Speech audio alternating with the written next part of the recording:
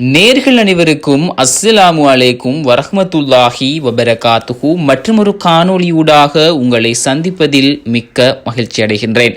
ஹஜ் என்பது ஒவ்வொரு முஸ்லிம்களுக்கும் கடமையான ஒரு கடமையாகும். அதிலும் வசதி படைத்தவர்களுக்கு இதனை கட்டாயம் நிறைவேற்ற வேண்டிய கடமையாகும். ஹலாலான முறையில் உழைத்து வசதி படைத்த அனைவரும் ஹஜ்ஜை நிறைவேற்ற வேண்டும்.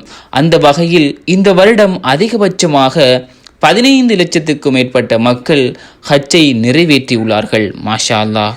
கடுமையான வெப்பத்தில் உறுதியான ஈமானோடு ஹஜ்ஜை நிறைவேற்ற வேண்டும் என்கின்ற எண்ணத்தில் இறைவனுக்காக ஹஜ்ஜை நிறைவேற்றியுள்ளார்கள். அல்ஹம்துலில்லாஹ். இந்த புனித ஹஜ் நாட்களில் 500க்கும் மேற்பட்ட ஹாஜிகள் இறை அழைப்பு ஏற்றுக்கொண்டுள்ளார்கள். இன்னா லில்லாஹி வ இன்னா இலைஹி ராஜிஊன். புனித ஹஜ் நாட்களில் கடந்த காலங்களில் தீ விபத்து, நெரிசல்கள் போன்ற பல்வேறு அசம்பாவிதங்கள் மூலம் ஹாஜிமார்கள் பலியான சம்பவங்களும் உண்டு. தற்போது வேறு வகையில் இந்த ஆண்டு ஹாஜிமார்கள் இறை அழைப்பு ஏற்றுள்ளார்கள்.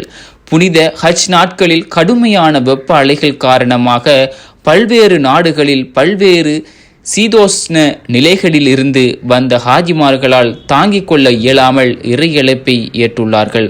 அவ்வாறு இறை அழைப்பை ஏற்றவர்கள் 500க்கும் மேற்பட்டவர்களாக இருக்கின்றார்கள்.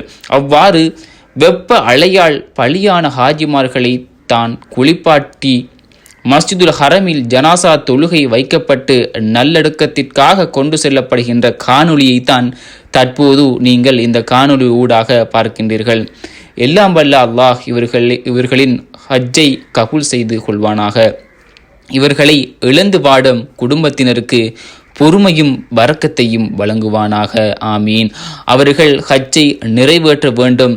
தங்களுடைய பாவங்களை இறைவன் மன்னிக்க வேண்டும். தாங்கள் செய்த அனைத்து பாவங்களை மன்னித்து இறைவனிடத்தில் பாவம் மன்னிப்பு தேடுவதற்காக இந்த இடத்திற்கு வந்தவர்கள் அவர்கள். எல்லாம் வல்ல இறைவன் அவர்களுடைய எண்ணத்தையும் அவர்கள் இந்த ஹஜ்ஜை நிறைவேற்ற வேண்டும் என்கின்ற அந்த நோக்கத்தையும் எல்லாம் வல்ல இறைவன் கபூல் செய்ய வேண்டும். இன்ஷா அல்லாஹ் மற்றொரு காணொளி ஊடாக உங்களை சந்திக்கின்றேன். அஸ்ஸலாமு அலைக்கும் வரஹ்மத்துல்லாஹி வபரகாத்துஹு.